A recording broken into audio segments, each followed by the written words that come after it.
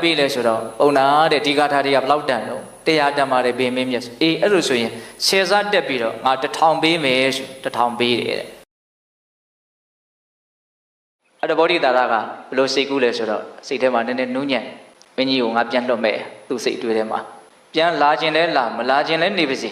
တကယ်လို့ညောင်မင်းဆောင်တက်ကမကြည်နပ်ဘူးဆိုရင်ငါရဲ့လက်မောင်းသွေးကိုပဲဖောက်ပြီးတော့ငါတုတ္တတော်မမင်းရဲ့ကိုစားဆိုပြီးတော့ဒီလိုပဲပူဇော်လိုက်တော့မယ်မင်းကြီးစိတ်ဆင်းရဲတော့သူသိမ့်မကြည့်ခြင်း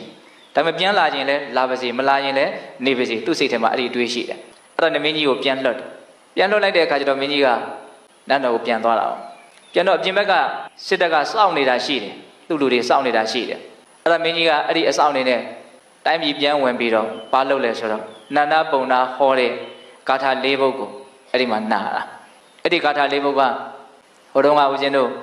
့လောက်နန်းသာသနာပြုရှင်တော်ဘုရားကြီးဥဒ္ဓမသာရနော်အမြဲတမ်းရွတ်ဖတ်တာရှိတယ်နော်1000တန်ဂါထာများ300တန်ဂါထာများနာမည်အမျိုးမျိုးတော့သူကတော့ရလာပေါ့လေအဲ့ဒီဂါထာ၄ပုဒ်ကကောင်းတာတော့လည်းပဲအမှန်ပဲမကောင်းမေးနေမလားလေဘုရားဟောထားတဲ့ဒေသနာတွေပဲဟုတ်လားအဲ့ဒီဂါထာ၄ပုဒ်ကိုနည်းနည်းလေးမှတ်ကြည့်မယ်နော်တကိန်ဒေဝမဟာရာဇတပ္ပိဟောတိတမဂမောသာနံသင်္ကတိပါဠိတိနာတပ္ပိဘဟုသင်္ကမောတဲ့ပထမဂါထာလေးကအဓိပ္ပာယ်ကဘာပြောတော့မဟာရာဇမင်းမြတ်တပ္ပိသူတော်ကောင်းတို့နဲ့တကိန်ဒေဝတစ်ကြိမ်သာလျင်ယောတမဂမောအကျင့်ပေါင်းဖော်ခြင်းသည်အဋ္ဌိရှိ၏သာသင်္ကတိထိုသို့ပေါင်းဖော်ခြင်းသည်နံထိုသို့ကိုပါဠိတိစောင့်ရှောက်၏အတ္တပိသူတော်မဟုတ်သူယုံမာတို့နဲ့ဘဟုကျိန်ဖန်များစွာယောသင်္ကမောအကျင့်ပေါင်းဖော်ခြင်းသည်နံထိုသို့ကိုနပါဠိတိမစောင့်ရှောက်တဲ့ဒီဘက်ကဘာပြောတာတော့နောက်သူတော်ကောင်းအနေနဲ့တစ်ချိန်လောက်ပေါင်းလိုက်ရခြင်းဟာအဲ့ဒီတစ်ချိန်လောက်ပေါင်းလိုက်ရတာကိုအကြောင်းပြုပြီးတော့အဲ့ဒီသူတော်ကောင်းတွေရဲ့စောင့်ရှောက်မှုအကျိုးကျေးဇူးပြုမှုဆိုတာကိုရတယ်နောက်သူယုံမာတို့နဲ့ကြတော့အချိန်ပေါင်းရာချီပြီးတော့ပေါင်းရတင်းရတော့လည်းပဲအဲ့ဒီသူယုံမာကြောင့်ကောင်းကျိုးချမ်းသာရတယ်စောင့်ရှောက်တယ်ဆိုတာမရှိဘူးတဲ့သူတော်ကောင်းနဲ့သူယုံမာရဲ့တန်ဖိုးကိုပြောတာနော်ဒါပထမဂါထာနည်းနည်းပဲဦးဇင်းတို့ရှင်းပြနိုင်မယ်ဟုတ်လားနောက်ထပ်ပြောစရာတွေအများကြီးရှိတယ်နော်နောက်ဒုတိယဂါထာကဘာပြောတော့တပ္ပိဒေဝသမာတိထတပ္ပိကုဗ္ဗေထတန်ထဝံတတံတတ္တမမညာယတေယောဟောတိနပပိယောတဲ့ရာဇမင်းမြတ်တပ္ပိဒေဝသူတော်ကောင်းတို့နဲ့တာလင်သမာတိထပေါင်းဖော်ကုန်ရ၏တပ္ပိသူတော်ကောင်းတို့နဲ့တန်ထဝံပေါင်းဖော်ခြင်းကိုကုဗ္ဗေထပြုကုန်ရ၏တတံဖျားဆရှိသောပညာရှိတို့၏တတ္တမသူတော်ကောင်းတရားကိုအင်ညာယတိ၍တေယောအထူးသဖြင့်မြတ်သည်ဟောတိဖြစ်၏ပါပိယောယုံညံ့သည်နာဟောတိမဖြစ်ရတဲ့အဓိပ္ပာယ်ကဘာပြောတာတော့သူတော်ကောင်းတွေနဲ့ပေါင်းသူတော်ကောင်းတို့နဲ့ပေါင်းခြင်းကိုအကြောင်းပြုပြီးတော့တကယ်လို့သူတော်ကောင်းတရားကိုသာသိရမယ်ဆိုရင်အဲ့ဒါမြင့်မြတ်မှုသာလည်းဖြစ်နိုင်တယ်ယုံညံ့မှုဖြစ်နိုင်ဘူးတဲ့တနည်းအားဖြင့်အမျက်ဖယ်ရမယ်အရှုံးဆိုတာဘယ်တော့မှမရှိဘူးတဲ့နောက်သူတော်ကောင်းနဲ့ပေါင်းရမယ်သူတော်ကောင်းနဲ့ပေါင်းလို့ရှိရင်သူတော်ကောင်းတရားကိုသိရလိမ့်မယ်သူတော်ကောင်းတရားကိုသိရပြီဆိုရင်တော့ယုံညံ့မှုဆိုတာဘယ်တော့မှမရှိဘူးမြင့်မြတ်မှုသာလည်းသိကြပါဦးဖြစ်လိမ့်မယ်လို့ပြောတာဒါဒုတိယဂါထာပါနော်နောက်တတိယဂါထာပါပြောတော့ရှီရန်တိဝေရာဇရထသူစိတ်တာအထောတရိတံပိစရံဥပေတိတတင်စဓမ္မောနာဇရံဥပေတိတန်တော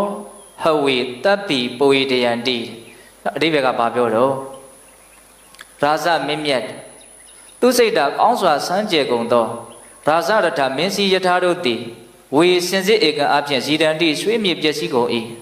အထောထုမတပါတရိတံပိဒီခန္ဓာကိုယ်ကြီးတည်လိပြီစရံအိုခြင်းသို့ဥပိတိရောက်တတ်၏တတံသူတော်ကောင်းတို့၏ဓမ္မောစနိဗ္ဗာန်တည်းဟုသောတရားတွေကစရံအိုခြင်းသို့နဥပိတိမရောက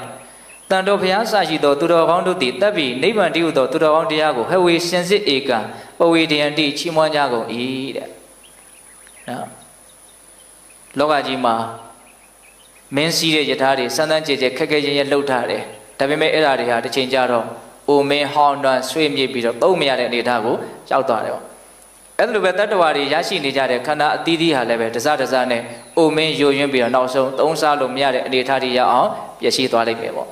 ့ဟောဒီလောကကြီးမှာအိုမင်းချင်းဆွေးမြေ့ခြင်းပျက်စီးခြင်းမရှိတဲ့နိဗ္ဗာန်ဆိုတဲ့သူတော်ကောင်းတရားဆိုတာရှိတယ်ပေါ့နော်အဲ့ဒီနိဗ္ဗာန်ဆိုတဲ့တရားကတော့ဘယ်တော့မှအိုတွေဟောင်းတယ်ဆိုတာမရှိဘူးတဲ့အဲ့ဒီသူတော်ကောင်းတရားတွေကိုဘုရားဆရှိတဲ့သူတော်ကောင်းကြီးတွေဟာအလွန်တရာမှချီးမွမ်းကြတယ်တဲ့ဒါအကောင်းဆုံးပဲဆိုတာကိုသိတဲ့မြင်တဲ့နားလေတဲ့အတွက်ကြောင့်အဲ့ဒီသူတော်ကောင်းတရားကိုသူတော်ကောင်းတွေဟာချီးမွမ်းကြတယ်တဲ့ဒါကတတိယဂါထာပေါ့နော်နောက်၄ခုမြောက်ဂါထာကဘာပြောတော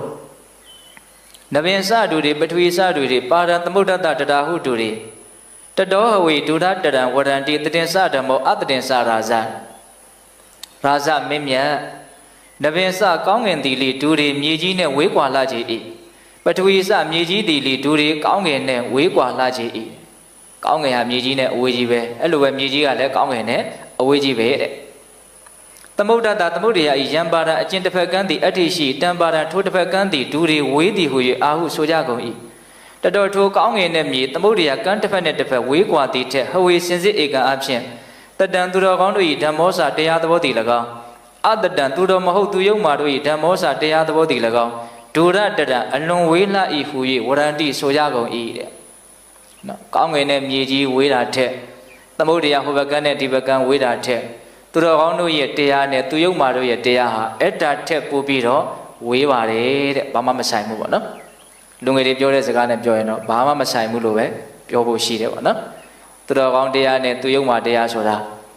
လောကမှာအဝေးကွာဆုံးအရာတို့ထက်ပိုပြီးတော့ဝေးကွာတယ်ဘာမှမဆိုင်ဘူးနော်အဲ့ဒါကဦးဇင်းတို့ပါလဲလေးခုမြောက်ဂါထာရဲ့အဓိပ္ပာယ်ပေါ့အဲ့ဒီဂါထာကလေးပုဒ်ကို